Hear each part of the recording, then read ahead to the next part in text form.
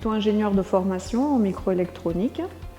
J'ai un parcours très industriel et les 10 dernières années, là, j'étais directrice d'une plateforme technologique à la frontière suisse où je travaillais au transfert de connaissances, de technologies, vraiment l'innovation disruptive au service de l'industrie, en partant de briques ou d'idées ou de travaux issus de la recherche.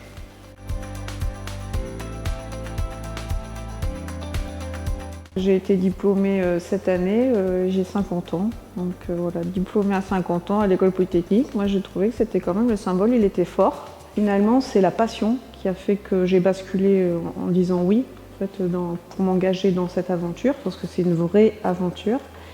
Et là c'est la passion de retourner à l'école.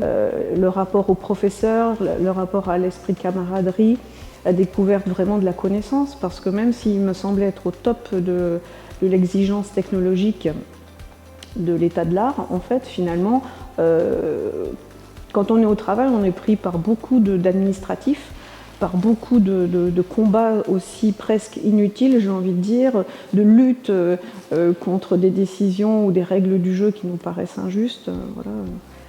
Et finalement, on a besoin d'être ressourcé de ce qu'est vraiment la science en fait aujourd'hui et de façon internationale. Et vraiment, tout ça, je l'ai trouvé mais en abondance.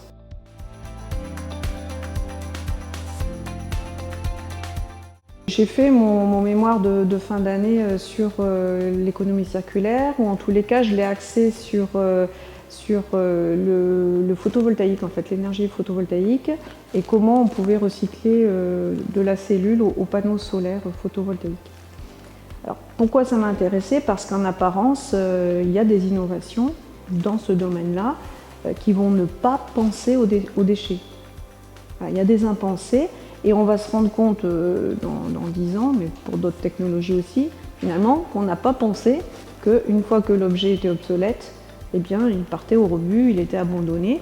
Donc voilà, donc là, je me suis vraiment plongée dans tout ce nouveau business model, en fait, enfin modèle économique, d'économie circulaire, où là, on va quand même prêter attention au cycle de vie d'un produit et réinjecter ce qu'on pense être un déchet dans une nouvelle filière et voir le déchet comme une ressource.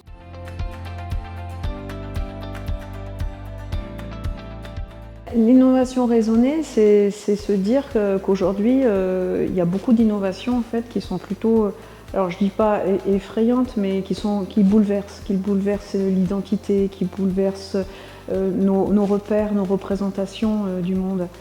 Et donc si on n'y met pas de la raison, le pas à franchir est trop important, non pas dans la réalisation technique, mais plutôt dans la conscience, d'avoir la conscience de vers où on va. Voilà. Donc c'est vraiment essayer d'avancer la technologie en même temps que la conscience évolue. Donc tout ça, ça demande, j'allais dire, une pensée créative, certes, mais aussi une pensée réflexive.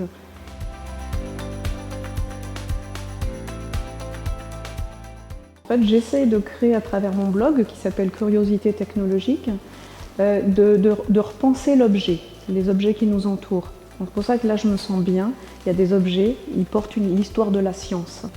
Donc par exemple, dans mon blog, je vais prendre par exemple la vague artificielle. Donc il y a plein de vagues aujourd'hui qui ne sont pas proposées, je veux dire, par la nature. C'est-à-dire c'est l'homme qui va avec de l'énergie et produire des vagues artificielles pour peut-être du loisir, etc. Et voilà. Et je vais partir de quelque chose qui paraît presque anodin, et je vais aller vraiment au cœur de cette innovation et d'aller vraiment détourer cet objet qui devient finalement un objet du musée peut-être du 22e siècle. Voilà. Donc en fait, j'archive le présent et je donne à voir au futur.